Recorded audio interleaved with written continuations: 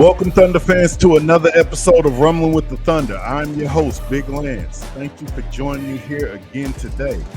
If you have been here before, I truly do appreciate all your support, your love, and you continue to rock with me. Man, please let's get the word out. Tell a friend to tell a friend. Big Lance, he got something special.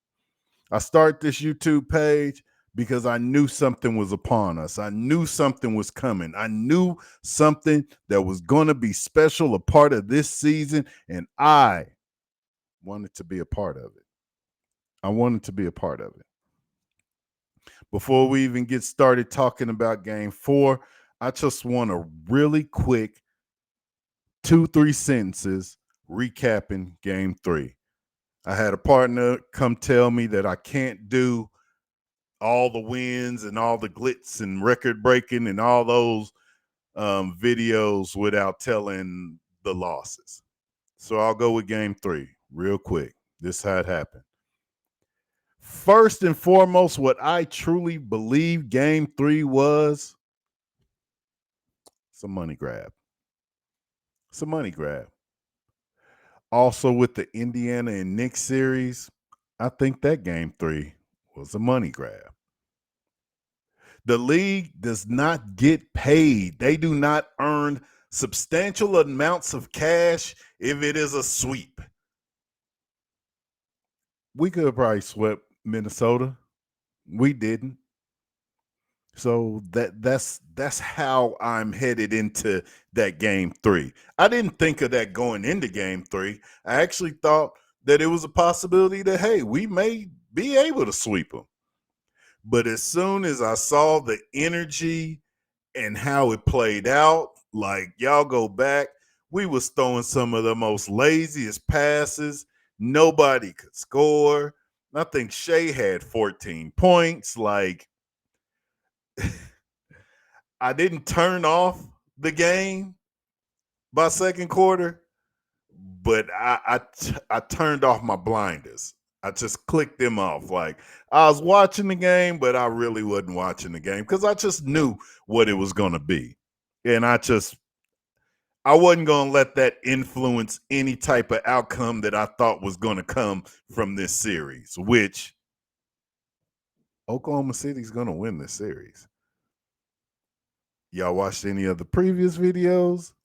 I'm drinking the Kool-Aid and I'm staying with that. I'm absolutely staying with that. We go back to Oklahoma for game 5, and I think we'll close in game 5. So, congratulations to the Timberwolves for destroying us. What is it, a 40-point victory? Congratulations on that 40-point win. Like, y'all deserve it. Congrats. All right, now to some real basketball. Game 4, man, energy just like game 3. It was high. What I did like from the Minnesota side is the fan interaction with booing Shai Alexander every single time he touched the ball. The energy was off the charts. Relentless booing all night, every time Shai touched the ball. But would that just fuel his fire? Would that just add that fuel to the fire from the MVP? Yeah, probably the first game y'all caught him off guard. You caught him off guard, like, man, they gonna really go at me this whole game. I got something for that. All right, so right from the tip, we set the tone defensively, aggressive, physical, forcing turnovers left and right. And by the end of the game, we had forced 23 turnovers from the Minnesota Timberwolves. Minnesota, on the other hand, they forced us to 14 turnovers. That's that playoff defense that the Thunder, hell, they had on. Like, that's what we bring every night. And just like I said before, I feel like that's the number one reason Minnesota will not have any success with us. It's not a disrespect to Minnesota, but watching them play the Warriors and how many turnovers they had against the Warriors, yeah, that may work with the Warriors without Stephen Curry. But you come over here, no, it ain't going down like that. Hardenstein was working the offensive glass. Really loved his effort early on. The one thing that I will say really bothered me about Hardenstein in this game, and I don't even remember how many shots he took. He wasn't looking for his shots. There were so many times I feel like he was right there getting the offensive board and he just was trying to search for somebody to throw the ball to. Hart, you better than that. Put the ball in the hole. Be aggressive. Because at certain points, they just backed off because they knew he was going to pass it, which sometimes turned into turnovers because they back up. He throws it, boom, tip pass. Chet Holmgren also had a rough start to the night. He got dunked on one end, and then when he tried to come with a dunk, it got blocked. I thought it may be a tough night for my guy, but one thing I do like about Chet, he bounces back in game. Like he has that in game bounce back, and I really love it. Dub was on fire early. This is something that really just put me at ease. I'm telling you, I promise you. First, second quarter, the way Dub was firing on all cylinders, setting the tone offensively, I knew we was going to be fine. I knew we was going to be fine because it's one of my predictions. And let's say it with me. If Dub has more than 24 to 26 points, the Thunder win. And what does Big Land say? It's easy. It's easy. So I think Dub had almost half of that out of the first quarter. On the flip side, Timberwolves was also crashing the offensive boards. We was really neck and neck throughout the game on the offensive boards. I really thought they was winning that battle, but at the end of the game, you could see that we was tied with offensive rebounds. Jaden McDaniels was firing and hot early. He finished the game with 22 points. Playoff Russo, once again, was the first player off the bench, and he came in and immediately makes his presence felt. Tough defense, clutch steals. He only had 10 points, but he continues to be a problem for every opponent we face in the playoffs. I want to say one thing real quick. Hardenstein and Caruso are two of the best pickups that the Thunder has probably ever had in the offseason like this. And I just came up with that. Probably two of the best players we've ever picked up in the era of Oklahoma City. Playoff Russo has been amazing in the playoffs. Hardenstein has also done the same. The one thing that I do want to highlight is just how Hardenstein hasn't played the same way we was watching him in the regular season. I know you probably want to tighten up some of the things that you do in the regular season, so you probably don't take chances, but y'all do remember when he was throwing behind the back passes and all the little nifty little quick passes and between the legs and all. Y'all ain't seen none of that. I understand, but I really want you to be comfortable. I want us to play the same way that we played in the regular season. Both teams were shooting lights out in the first quarter, but with the Thunder's energy and forcing turnovers, we was up on them 37-30. Second quarter was the same intensity. Although throughout the quarter, we did start making those dumb turnovers, looking kind of sloppy at times. You know, guys weren't looking to shoot. It was one time JDub came down. It wasn't a fast break, but he just held the ball out there. Somebody just came and snatched it.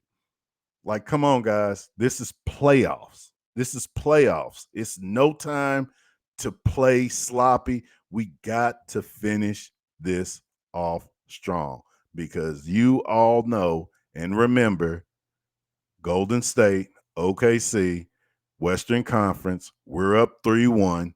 I don't feel this is that at all. I don't, because they don't have the same pedigree as the Warriors back then. I just say that to say you got to close the deal. When you're right here, game 5, tomorrow night, you got to close the deal. So going to halftime, solid lead, 65-57. And I really thought that this third quarter was going to be our quarter to thunder up. Didn't really happen like that. That's all right. Coming out of half, Minnesota went on their run. They actually at one point tied the game. That's when I started getting all the calls and texts and all that. It's crazy. You want to call and text me when it's a tie game, but you don't want to call or you don't want to text me when we destroying the team and we rolling and we got everything taken care of. But it's cool. I'll let them do that because I know what's about to happen this year. The Thunder's offense stalled. Outside of JDub and SGA, nobody else could get it going. Even, my guy Chet, everybody knows Big Lance. That's his guy, Chet Holmgren. He did have some lazy moments on the offense and defensive rebounds, just getting bullied in a sense. And we just started to look stagnant. And what really bothered me a lot is it looked like we was just deferring to Shai and JDub. Man, you know how we've been playing all season. This is a team game, and that's how we do it. We play team ball. So that was one point that I took away. Like, I need everybody to get involved. I want to take a timeout to highlight the Alexander cousins. Man, they did a piece on these two right before the game. And it was really sharp because I wasn't aware of how close they were. And I like knowing as much as I can about the players on my team.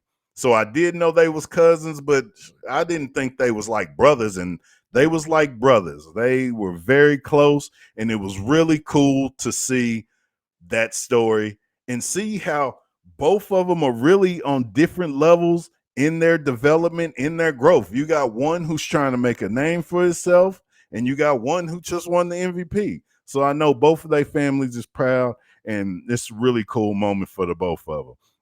Both of them led their team in scoring. Shai with the 40 piece, and his cousin was 23. It's pretty awesome. So despite the struggles, we still held the lead going into the fourth quarter, 90-85. One thing I said, there's two predictions that I've always said. One, JDub, 24, 26 points, Thunder win. In this series, I always said the first to 100 win the game. And what happened? 8 minutes left. My predictions was on the line. JDub already had his 26 points, and the Thunder scored the 100-point mark right there. But it was still close. I was still like, man, I gotta keep my fans feeling me. I gotta keep my fans wanting more. Like, oh man, he hit again. So keep it going. Chet came alive in the fourth quarter. Some big time plays, hit some big threes. He hit 9 of his 21 in the fourth alone.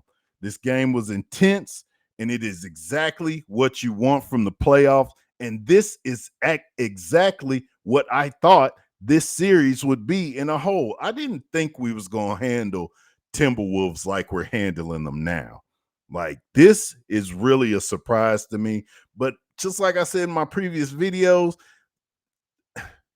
to me, they're just not disciplined enough. To me, they just don't have enough. Like, and this is amazing because their bench actually was the high point of their whole team. So you can't have your bench be the star and then your 2 stars not come with it. It just doesn't add up.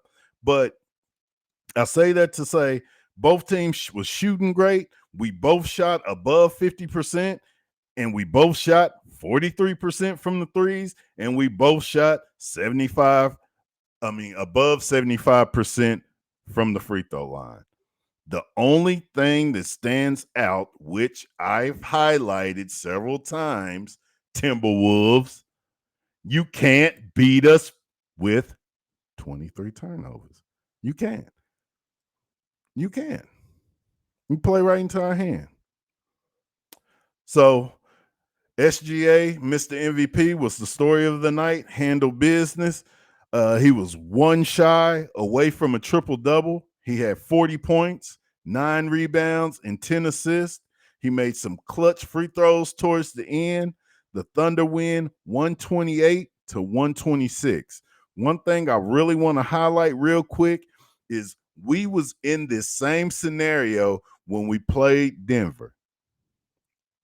Coach grew.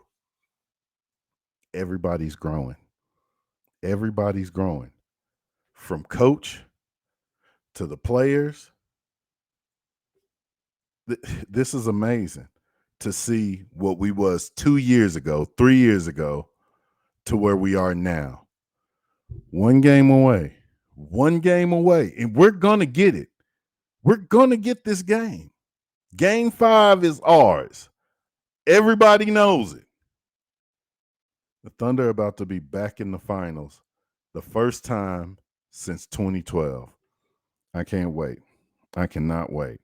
So, closing the show, this was another statement win for us.